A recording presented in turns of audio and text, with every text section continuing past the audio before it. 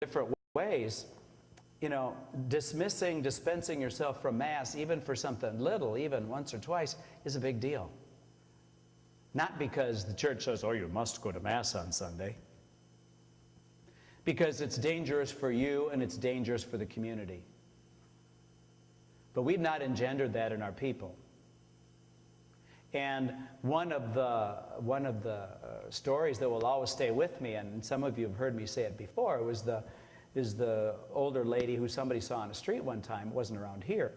They said, oh, let's call her Olivia. They said, Olivia, we haven't seen you at Mass. You're right, and I'm not going. They said, what do you mean? You were raised in that parish. She said, yes, I was. I was born and raised. I received all my sacraments there. My husband and I were married there. All of our kids got married there. They baptized all their kids there. My husband's funeral was there. And they said, well, what's going on? They said, well, I got sick, and I was in the hospital, and I was gone for 3 months, and nobody knew I was gone. I am not going back. Now, do I agree with their decision? No. Do I understand? Yeah. I understand. There was a pillar of the family that nobody knew was gone. Okay, we can't afford to let that happen. Coming together to celebrate the Eucharist. And so it's very appropriate for us to say, hey, where's your wife today? I haven't seen you for a while. I did that all the years I was in college work. On Mondays, I kind of think through. That's why I was always trying to stand at the door, seeing who those kids were, even if that was just their nicknames, but I knew God could get their phone numbers. And every Monday, I'd spend a little time on the phone, or I'd send an email, hey, Fred, I haven't seen you. What was going on? Immediately, I would get something back. And sometimes it was, yeah, I know, I kind of missed. Other times it was, yeah, I got a bunch of stuff going on. I better come in and talk to you. But the big thing was, they knew somebody knew. I wasn't their mom. I wasn't their dad. Somebody cared. We started to do that as a staff. So it wasn't just Father. It's a great thing. It should be a central part of who we are. As a Eucharistic people, then, liturgy is either one of the things that you do during the week, or it is the one thing that you do. If it's one of the things, then you're just going to get it in someplace. But if it is the thing that you have to kind of schedule everything else around, the only thing that I can compare it to was my Lutheran grandparents. They lived 4 blocks from us, and you just never scheduled anything for Sundays. We always went to Grandpa and Grandma's every Sunday. Flag Day, Easter, Christmas, Mother's Day, Father's Day, Groundhog's Day, whatever it was. We just went there all the time. I don't ever remember us thinking that we had to. It's just what you did. And everything else that you planned went around that. Everything else got planned around that. Well, Eucharist is even more important than Grandpa and Grandma Haugen. So how do we look at that? Well, the fundamentals of a Eucharistic people is we stand on 2 pillars as Eucharistic people, meal and service. And that's best exemplified in Holy Thursday and the Mass of the Lord's Supper. Those are the 2 things, and they got to go together. Jesus demonstrated that at the Last Supper, this idea about meal and service. And so meal and service are the prime examples that teach us about what I've been starting to talk about in this idea about radical hospitality. And so, when Jesus started washing feet, that was not convenient. It wasn't efficient. It was kind of messy because, personal hygiene was a little bit different in the time of Christ than it is now. But it was the one way that people showed that kind of service to each other, because the slave always did this. And so it was taking care of the other person on a very fundamental level. Maybe you've had the experience as someone has gotten older or was really sick, when you are called into service to take care of them. Probably you learn things about them that you never knew before. When you're handing somebody toilet paper or trying to get them dressed, and you never thought you would get to know that person in that way. Okay? You know what that kind of experience is like. Well, that's a radical way of coming to understand what this kind of service is about. Now, what I'm trying to get you to think about right now is this. Is that our experience of church, or is it not our experience of church? And so I want you to take just a few minutes with the people around you, and I want you to think of either a best experience of church, it could have to do with anything, or your worst experience of church. What was a best experience, really a time that you will always remember because it was such a terrific time, or maybe it was one of the things, oh my God, I can't believe that that actually happened. One or the other. I'm going to give you about 4 minutes. So talk amongst yourselves. We'll be back in a minute.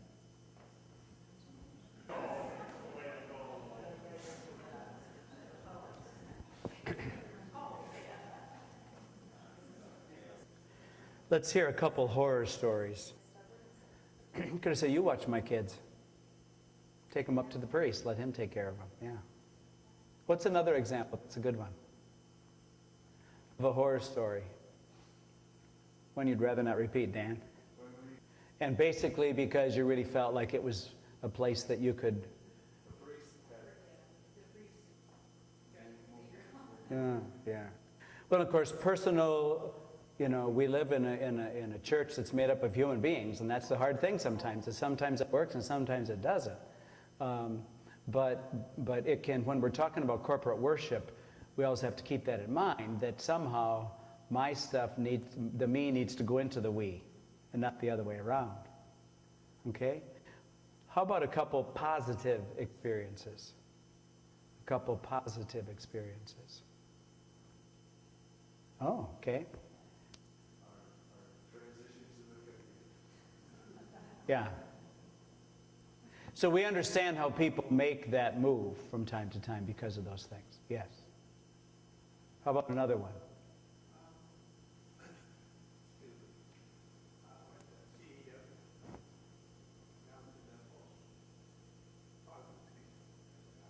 Uh-huh.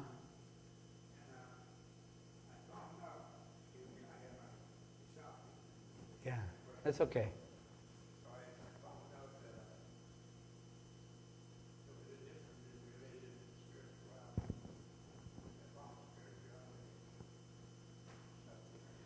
Yeah, that's very important. So going on a retreat, which gives us a more of an intense and a kind of time away to be able to come to understand things, and that there is a great difference between religion and spirituality. If religion doesn't have spirituality, it's dry as dust. Yeah, exactly. Because that really is what's life-giving and sustains us. I tend to define religion more, somebody did over here, as the practice. It's how we live it out in our daily lives. And sometimes we'll be good at it and sometimes that we're not. But if we have a spirituality that sustains us, that will be really important. Some of the ones that I kind of use as my ideas is there was a priest in the archdiocese who at one point in time had a communion station, one in the middle, where he put the ciborium down and he would distribute with both hands. So go, body Christ, body Christ, body Christ, body Christ, body Christ, body Christ, body Christ. Oh yeah. So that's a very sacred experience, huh? Not so much. Or a friend of mine, this is a great hospitality not example. A good friend of mine had broken her ankle, and it was a really severe break.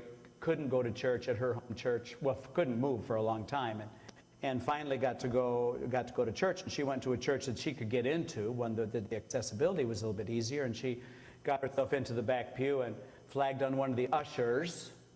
It wasn't a greeter, it was the usher. And said, "Can you make sure somebody brings me communion?" To which the usher said, "We don't do that here." He wasn't being nasty. He just said, "We don't do that here." He wasn't, instead of saying, "Gee, I don't think we've ever done that, but let me go ask somebody." That's totally different. We don't do that here. So I said to her, "What'd you do?" She said, "Oh, you know me. I just started to cry, so I got my crutches and I got back in the car and I went home." Some people will never come back with those kinds of ones. Another place where they took the ciborium out of the tabernacle at communion time, took it up to a card table in the balcony and told the choir to help themselves.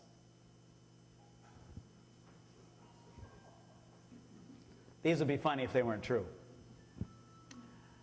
Of course, the famous one, I've used this a lot, when I was doing a lot of weekend supply work, I would show up at a parish on a Saturday night mass, and I would try to figure out if there was somebody from that area that I knew who could take me out to eat, supper time, or eat at their house. So I said, well, let's meet at St. So-and-so. So these people would come, and they'd come to that church, and so they would just, of course, not being from that parish, they would just sit in a pew.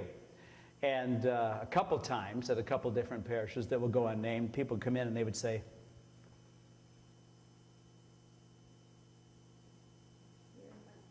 well, sometimes they said nothing. One time, they actually said, you're in our pew. So these people who were friends of mine, they had, great sense of self, so they just kind of laughed and said, oh, excuse me, we didn't know, and then they got up and moved. You're in my pew.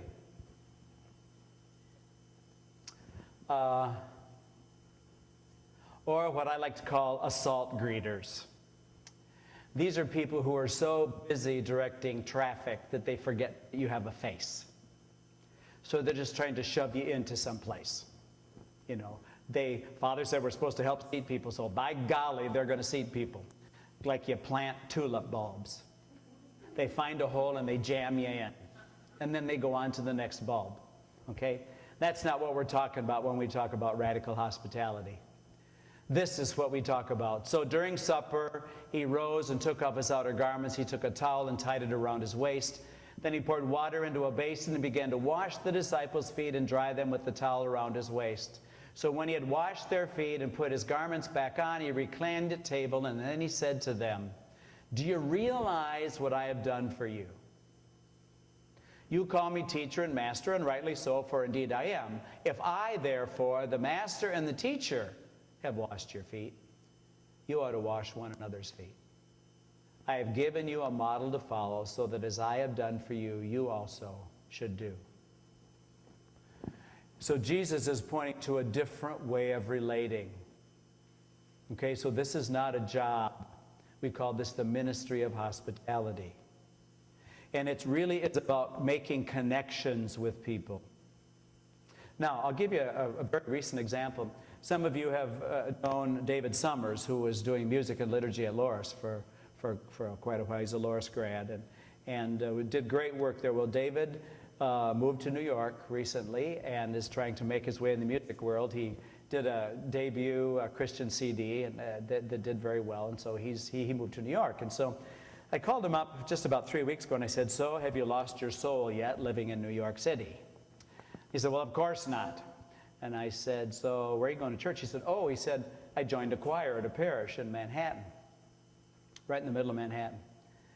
And he said, in fact, I need to tell you about an experience that I had there. He said, I went there, and he said, I have my liturgist hat on, and so I went there and I was kind of watching how they were doing hospitality, and they were, looking people in the eye and shaking their hand and greeting them, and he thought, oh, they're doing this pretty well. But he said, you don't know if they're really doing it or if it's just kind of external thing. So anyway, this guy talked to him, and my name is David, and well, where are you from? Well, I'm from Iowa, and what are you doing here? So he told him, and so Mass went on, blah, blah, blah. They had a good time. It was a Sunday night Mass. So after Mass, David went across the street from this parish church to a Subway to get a sandwich. And that greeter came in.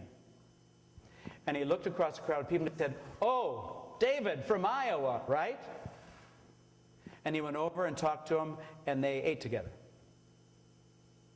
Now that's more what we're talking about. Not planting people in a pew. Now he didn't have to. He could have done a good job as being a greeter and it never gone beyond the doors. But what I'm saying is that is what makes a difference in people's lives. And that we can do. That we can do. And so we need to be asking ourselves how we define, describe, or go about explaining this concept of hospitality. Because it really is not about tea and tarts. It's not about using your best china. I mean, you and I have been to some places visiting people before. I certainly have. Where you're in their homes and it was painful. They were really nice. But you were just afraid that you were going to do something wrong. That's not what we're talking about for hospitality. You've also been to people's homes where you really felt at home. Accepted, relaxed, it was okay. And that's really what we're talking about when we do this. And it goes back to this idea about Jesus at the Last Supper. And the Last Supper wasn't just all hunky-dory either, because remember, Judas was there. So it takes all kinds. But we need to, in our own lives, take a look at this idea of radical hospitality. And this is a great book. If you have a chance to get this, I don't plug books very often, but this book, Radical Hospitality, which this concept is one that I've spent some time with. This is really good. Now, David Holman is a Benedictine, and so Benedictines and hospitality, that goes hand in hand. But we can learn a lot from them. And just a few things I'd like to share with you this afternoon about this.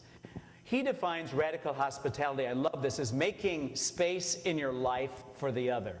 That has nothing to do with passing the basket. It has nothing to do with picking up the programs left in church. It's about making connections. It's about making space in your life for other people. And that's always inconvenient. So it may be something as simple as maybe you're greeting with a good friend of yours and somebody new comes in and you're having a great conversation, telling a story. They come in, you stop, and you're focused on them. Because they are the space that you need to be finding at that point in time. You know, there's nothing worse than to come up on two people who are talking in conversation and they're making the eye contact and it's kind of like, oh, okay. And you just kind of move away, okay? That doesn't mean you can't be friends with the people that you're greeting with, but we need to make space. And that means these things. Hospitality is an active thing. It's an active thing. It means that we have our radar up and we're kind of watching what's going on. This making presumes movement on my part. People are not going to feel hospitable if I don't do something to have that happen. There are sometimes people that I have seen, mostly usher types, and I'd love to just visit them in their home to see how they do hospitality in their home. I mean, do you make people turn the lights on in the living room themselves? I mean, I just wonder sometimes how they do hospitality. I can't help it. I grew up in a Norwegian Lutheran home. My mom's Catholic. But, you know, somebody was barely in the back door, and one of my younger siblings would say, "Do you want a beer?" I mean, you know, they were always offering something, you know. Even the nuns would come in, they go, "Yeah, I guess so," you know. But it's about making a connection with people. It's recognizing their presence. More importantly, hospitality is about who am I becoming. Now, this is the deal.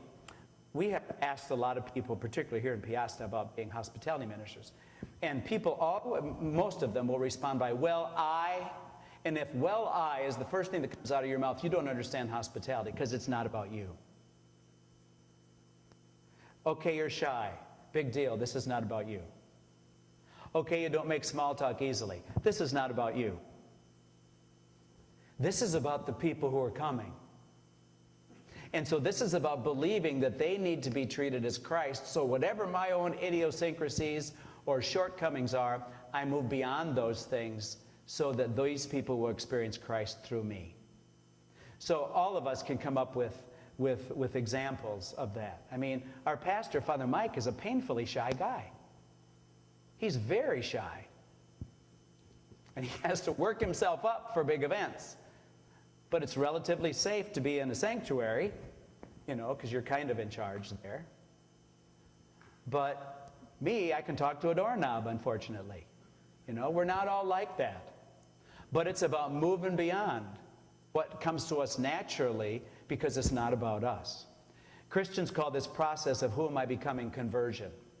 If you practice hospitality, you will experience conversion in your life because you never know who you're going to run into who comes in.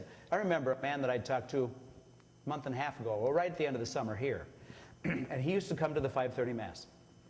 And I always was waiting for him, I hate to say this, my judgment, I was always waiting for him to chew me out at the end of Mass because he always had this, and I thought, gosh, is my zipper down or did I say something that offended somebody? I mean, you know, am I not pious enough? I never quite knew, but I was, you know, a lot of people in church, we always sat right over in front of the Sacred Heart back there.